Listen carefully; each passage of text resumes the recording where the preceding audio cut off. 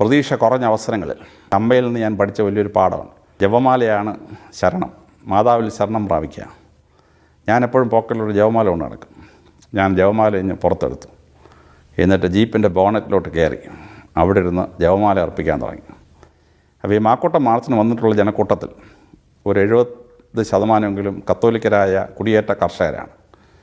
അവർ നോക്കിയപ്പോൾ SP ജീപ്പിൻ്റെ ബോണറ്റിൽ കയറിയിരുന്ന് ജപമാല അർപ്പിക്കുന്നു.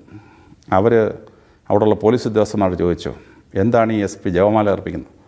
അവർ പറഞ്ഞു, വെടിവെപ്പുണ്ടാവും, അപ്പോൾ ഒരുപാട് പേർ മരിക്കും.